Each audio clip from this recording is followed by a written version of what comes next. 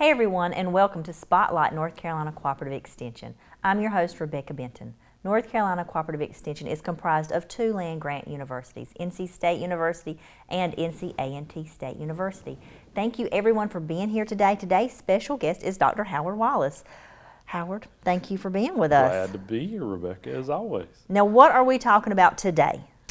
So we're continuing, I guess, our little series on scams and digital literacy, and we're going to talk about something that I doubt many people have heard defined as pig butchering. And see, to me, when you say that, I think of actually like processing a swine. Yeah, like an old-fashioned hog killing, Right. Yeah. So pig butchering, for folks who are unfamiliar, is actually kind of the best way I've heard it described is a combination between the old early internet Nigerian prince email scam and catfishing.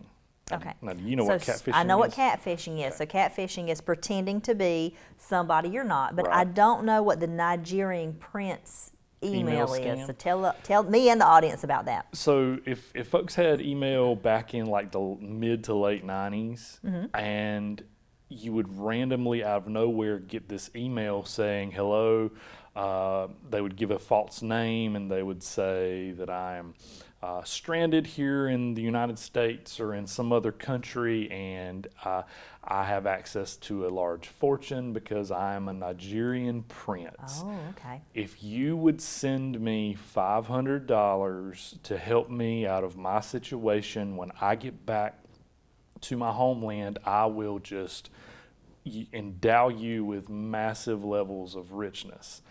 And they were always poorly worded. Their English was pretty bad and were pretty obvious to not be truthful. However, in the early days of the internet, people did fall victim to those scams, and they've kind of taken on this legendary status because of those reasons. Pig butchering takes that plus catfishing and wraps it all together, and then it's basically where somebody poses on a social media website or on a dating website, or especially on dating apps now, as somebody they're not. They try to emotionally they try to develop emotional attachments or get people to develop emotional attachments to them through these outlets, and then start to come out to them and say, hey, you know, I'm a day trader, or I'm an investor, and I've got this business opportunity. And since the victim is emotionally attached to this person, they trust them. So as this trust builds and they hear these stories about their business ventures, they become more easier to manipulate. So the scammers will get them to take cryptocurrency, which is their primary source of income, things like Bitcoin. They'll get them to purchase amounts of that, send them to a fake website, deposit that cryptocurrency, and continue to build that account full of currency like you would fatten a pig for slaughter, to a point where they feel like they have leached enough money off of this person that they just cut them off completely. And when I say this is a significant scam, I'm not exaggerating. This isn't just a scam that is impacting folks who may not be tech or internet savvy. This is affecting people who there's a lot of shame to being scammed this way, so a lot of people don't even let people know. But they're saying now that like almost 20% of all internet scams are based around this pig butchering model at this point. And the stories I've heard, I mean, there's stories out there where people have mortgaged their homes to get more money to put into these scams. Because they have that emotional connection with that person. Exactly. Howard, I want to stop you just a second, because for me in the audience, and I know a little bit, but could you explain to the audience what exactly a Bitcoin or a crypto is? So Some of our audience might not know. cryptocurrency is basically this virtual currency. A Bitcoin isn't a real coin. It's actually just data along a chain of data they call a blockchain. energy is put into creating this blockchain by our computers, and that's where the value of it comes from. Bitcoin has been around for, I think, about 12 years now. It started in the early 2010s, and it started out as just computers processing data to create and generate this blockchain. When you buy Bitcoin, you own a piece of the blockchain. It's very hard to put that into terms that we could understand, like pulling money out of our wallets, but it has value, and people can trade it on the open market. Its value fluctuates pretty severely as well, but the thing that is attractive to scammers with cryptocurrency is that it is unregulated, and there are ways to reduce its traceability. So unlike the flow of cash. Right, exactly. Okay. Exactly. So that's what pig butchering is. I wanted to kind of come on the show today to talk to folks, to try to give them some pointers about how to avoid falling victim to these sort of traps. A lot of people perceive this as being something that maybe somebody like your grandmother would be victim to, or your grandfather who's sitting at home and maybe lonely. It's affecting everybody from teenagers all the way up to our seniors. This isn't just something that we're seeing happen to them. We're all emotional beings. Exactly. I mean, we want that connection with somebody or something. Yes, you know? that's right. And the scary thing is this. This is where the emotional connection is the dangerous part of this, because let's say you get manipulated out of your house. You mortgage your house away. It's leading to suicide and self-harm. On the other side of that coin is scammers recognize this and they don't care. And let's say that you're being emotionally manipulated through one of these pig butchers, and your relationship gets to a point where you send lurid photos to this person who is not really who you think they are somewhere. And then you eventually sort of figure out what's going on, or you flat out deny, hey, I'm not going to put thousands of dollars into your business. They know enough about you at that point. They can blackmail you with those pictures. And that's what they'll do. They'll drop the charade at that point and say, if you don't send $5,000 to this PayPal address or to this Venmo account, I know who your grandparents are, and I'm going to send these pictures to them. I mean, they will do just heinous things like that. They really don't care about the impact they're having on folks. And the scary thing with that side of it is this: a lot of these people who are they're not running the scam, but they're the ones out there doing the scamming itself. They're being manipulated as well. There are a lot of gangs in Asia that kind of run these pig butchering scams. So most of it is coming out of Southeast Asia. China specifically is where they say it started, but it's gone down into Vietnam, even South Korea. It's all across Southeastern Asia that these scams are running. So how would somebody that was pig butchering contact somebody? Like, how does that work? So it goes to one of the things I was going to recommend folks do. A lot of people love social media, but be very selective about who you let see your your social media, and privatize as much of it as you can, especially your personal information.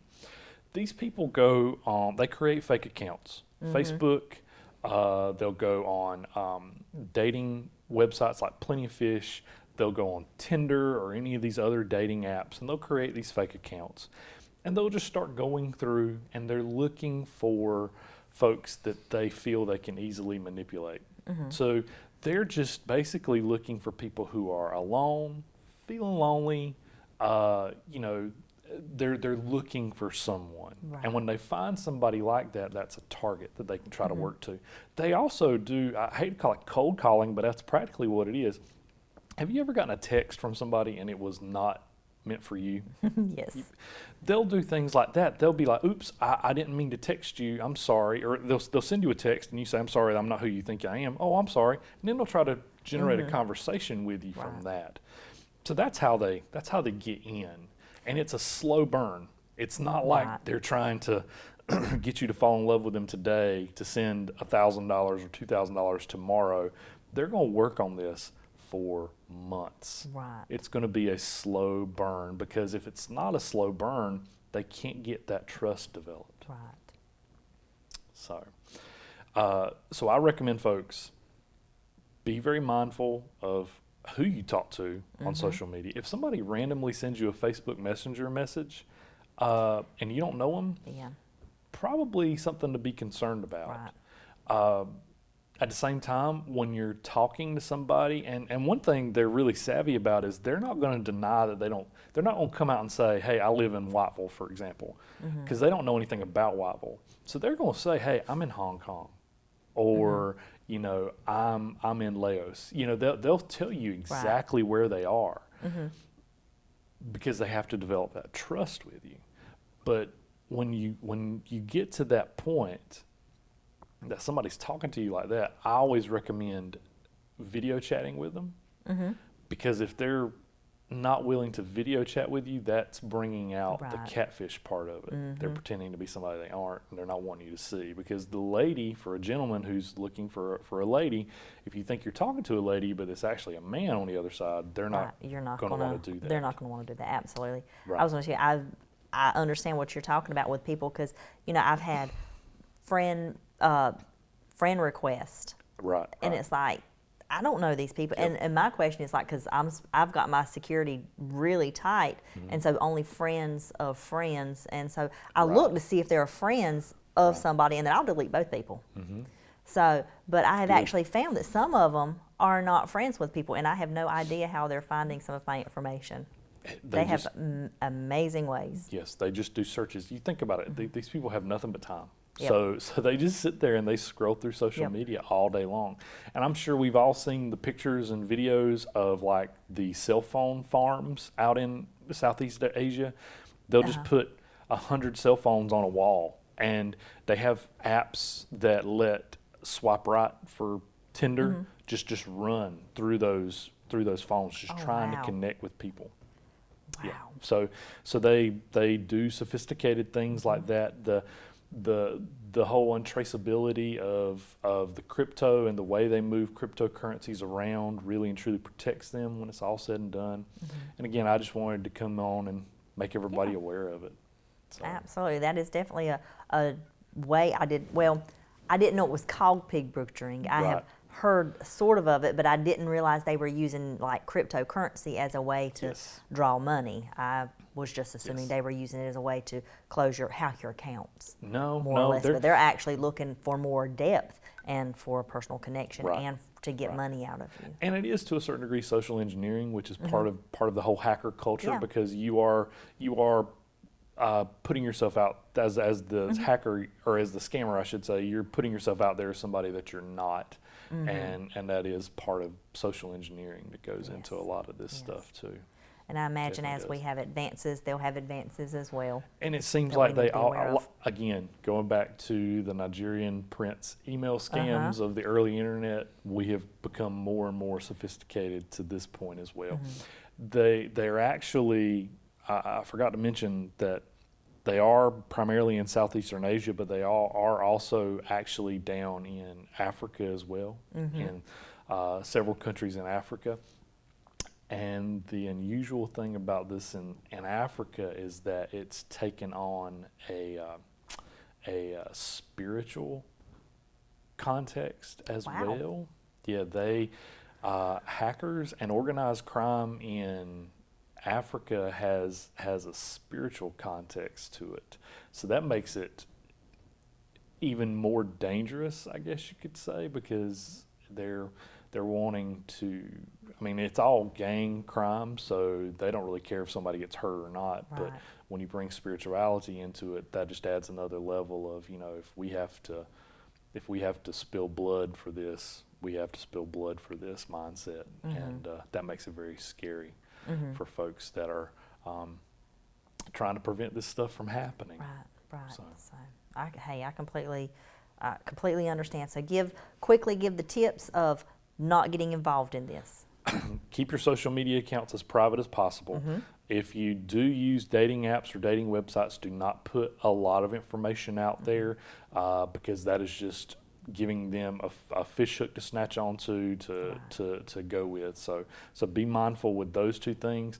Do not respond to people who randomly message you on social media or send you random text messages, and just guard your heart.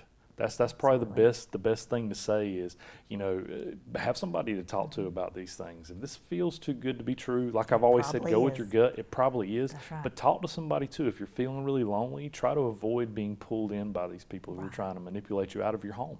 Right. Howard, thank you so much Yeah. for being on this episode of Spotlight North Carolina Glad to Cooperative be here. Extension. Audience, thank you guys for watching, and we look forward to seeing you in the next episode.